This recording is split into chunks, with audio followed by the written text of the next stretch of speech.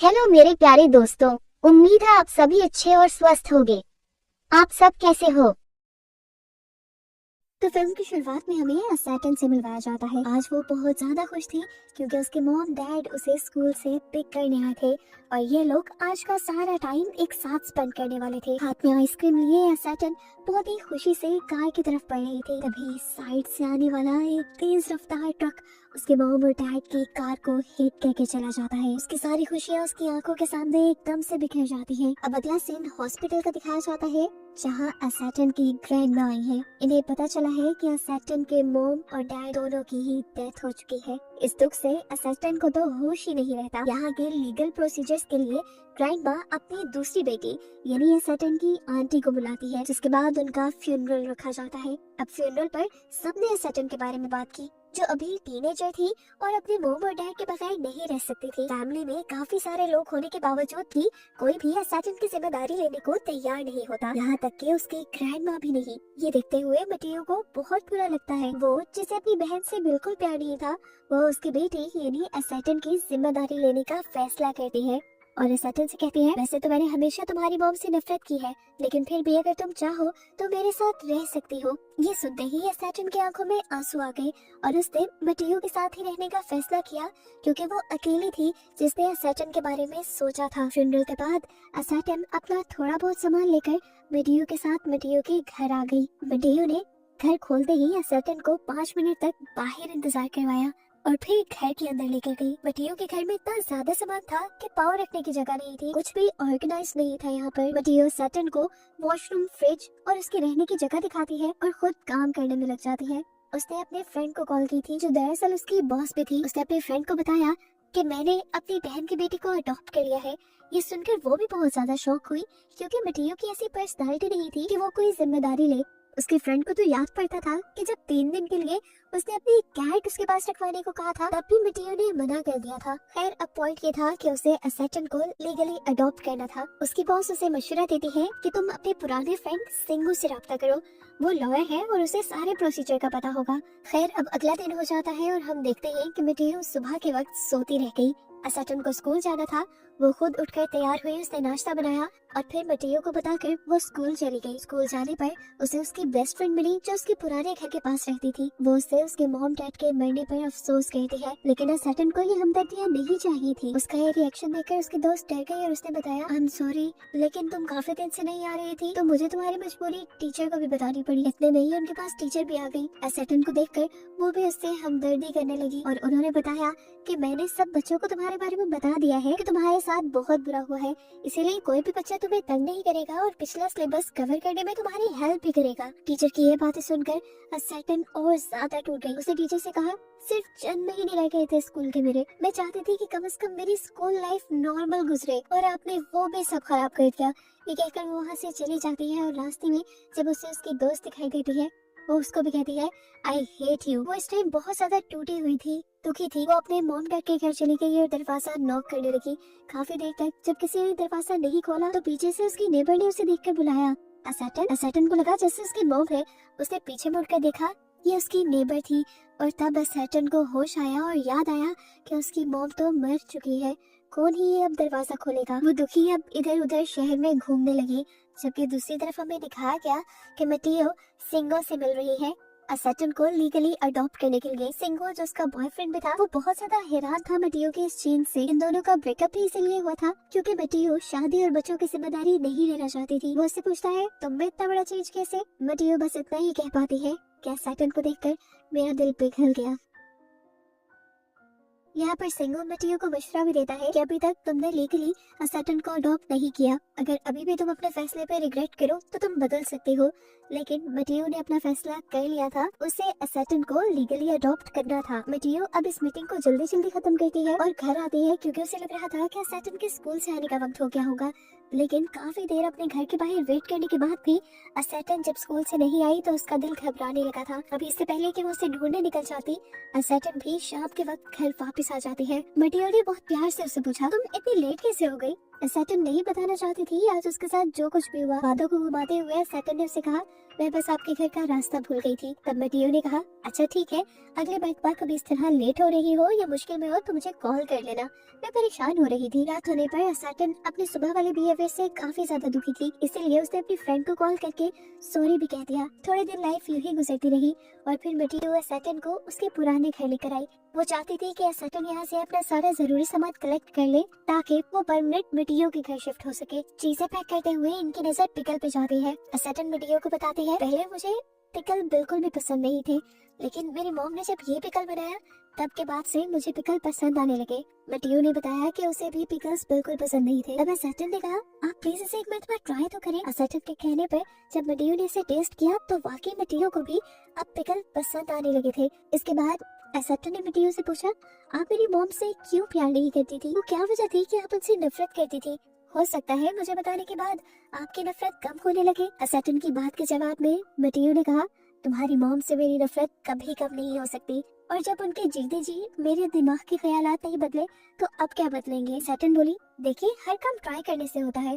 पहले आपको पिकल नहीं पसंद था, आपने ट्राई किया, आपको अच्छा लगने लगा, आपका ख्याल बदल गया, मेरे से शेयर करें, शायद मेरे से शेयर करने पर आपके ख्याल बदल जाए।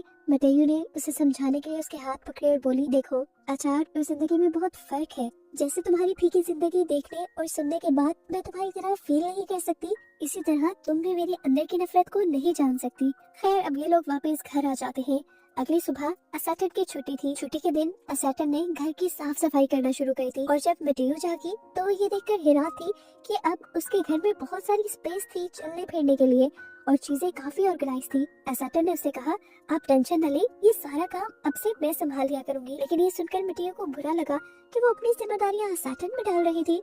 सैटर्न ने तो पहले भी लॉन्ड्री करने की जिम्मेदारी ली हुई थी। तब सैटर्न ने मटियो से कहा, आप टेंशन न ले, ये तो मैं अपनी खुशी के लिए कर रही हूँ। आज का काम मटियो को बहुत पसंद आया था, इसलिए गिफ्ट के तौर पर मटियो ने सैटर्न को एक डायरी दी जिसमें वो अपनी फीलिंग्स लिख सकती थी। रात में मटियो अपनी बॉस को घर पे इनवाइट कर लेती है, जहाँ पहली मर्तबा वो और सैटर्न एक दूसरे से मिल रहे थे और दोनों को ही एक दूसरे की कंपनी काफी अच्छी लगी थी। लाइफ नॉर्मल चलती रहती है। हम देखते हैं कि सैटर्न का अब हाई स्कूल में भी एडमिशन हो गया है। हाई स्कूल में एडमिशन लेने के बाद सैटर्न और भी अकेला फील करने लगी थी क्योंकि उसकी पुरानी दोस्तों ने नए दोस्त बना लिए थे। यहाँ पर वो दुखी जब घर आई तो उसने देखा कि उसके घर पे एक लॉयर आया हुआ था जो मटियो से सवाल जवाब कर रहा था। असल में सैटर्न के अकाउंट से 3 लाख रुपए का इस्तेमाल हुआ था, वो भी एक साथ। चाइल्ड ब्यूरो को लग रहा था कि मटियो सैटर्न का हक इस्तेमाल कर रही है, इसलिए वो उसे डांट रहे थे। लेकिन मटियो ने यकीन दिलाने की कोशिश करती है कि इतनी बड़ी अमाउंट उसने नहीं इस्तेमाल की। शुक्र है सही वक्त पर सैटर्न आ गई और उसने चाइल्ड ब्यूरो को बताया कि असल में वो 3 लाख रुपए मैंने ही इस्तेमाल किए थे। मुझे म्यूजिक का बहुत शौक है और इसके लिए मुझे म्यूजिक बनाने वाला एक खास लैपटॉप चाहिए था, इसीलिए वो पैसे मैंने खर्च कर लिए। आई एम सॉरी मटियो, मैं आपको बताना चाहती थी लेकिन मुझे लगा कि आप भी मॉम की तरह मुझे इतनी महंगी चीज लेने से मना कर देंगी, इसलिए मैंने आपको नहीं बताया। उसकी बात सुनकर चाइल्ड ब्यूरो भी शर्मिंदा हो जाता है और मटियो से माफी मांगता है। लॉयर के निकलते ही यहाँ पर सैटर्न की ग्रैंडमा आ जाती है जो उन दोनों को लंच के लिए बाहर ले गई। यहाँ पर उन्होंने उन दोनों से पूछा, क्या तुम दोनों की लाइफ ठीक चल रही है, कोई मसला तो नहीं हो रहा? दोनों उनको सेटिस्फाइड नजर आई। तब ग्रैंडमा भी रिलैक्स हो गई और जाने से पहले ग्रैंडमा ने मटियो को एक इन्वेलप दिया जो उन्हें सैटर्न के घर से मिला था। वो उसे कहती है कि जब तुम्हें ठीक लगे तो तुम यह सैटर्न को दे देना। घर आकर मटियो ने जब वो इन्वेलप खोला तो उसमें एक डायरी थी उसकी मॉम की जिसमें उन्होंने बहुत कुछ लिखा हुआ था और ये डायरी वो सैटर्न को तब देना चाहती थी जब वो हाई स्कूल में चली जाए, लेकिन उससे पहले ही उनकी मौत हो गई। मटियो इस डायरी को पढ़कर थोड़ा सा इमोशनल हो गई थी। वो अभी इस डायरी को सैटर्न को नहीं देती क्योंकि उसे लग रहा था कि सैटर्न को ये डायरी कमजोर कर देगी। इतने टाइम बाद सैटर्न अब अपनी लाइफ में नॉर्मल होने लगी थी। उसने अपने स्कूल में एक म्यूजिक बैंड भी ज्वाइन कर लिया था और वो लोग काफी अच्छे गाने बनाते थे। एक दिन सैटर्न अपने नए गाने के लिए लिरिक्स बनाती है और आकर इसे मटियो को दिखाती है। उसने लिखा तो काफी अच्छा था लेकिन कहीं ना कहीं बहुत सी गलतियां थी जिसे इम्प्रूव करने में मटियो ने उसकी हेल्प की। मटियो की हेल्प से वो लिरिक्स इतने अच्छे हो गए थे कि जब सैटर्न ने अपने दोस्तों के सामने वो गाए तो सबको बहुत पसंद आए। इससे सैटर्न बहुत ज्यादा खुश हो गई और अब सैटर्न ने मटियो की भी लाइफ नॉर्मल करने की ठान ली थी। वो बहुत ज्यादा फोर्स करके मटियो को एक लाइब्रेरी में लेकर जाती है जहाँ आज से काफी साल पुराना लिखा हुआ मटियो का नॉवल अभी भी बेस्ट सेलर था। मटियो को लाइब्रेरी में देखकर मटियो के फैंस उससे ऑटोग्राफ लेने लग जाते हैं। यहाँ पर मटियो का बॉयफ्रेंड सिंगो भी आया हुआ था, जो उससे ऑटोग्राफ लेने के साथ साथ उससे दोबारा मिलने की भी रिक्वेस्ट करता है और मटियो मान जाती है। मटियो को काफी सालों बाद लोगों से मिलकर काफी अच्छा लग रहा था और ये सब असैटन की वजह से हुआ था। शाम होते ही मटियो अपने फ्रेंड सिंगो के साथ चली गई, लेकिन यहाँ पर ये लोग अपनी लाइफ डिस्कस करते उसके बजाय मटियो असैटन को ही डिस्कस करती रही, जिससे जाहिर हुआ कि उसने असैटन की जिम्मेदारी बहुत अच्छे से ली थी। उसने सिंगो से असैटन की मॉम की डायरी के बारे में भी डिस्कस किया, जिसे अभी तक उसने असैटन को नहीं दिया था।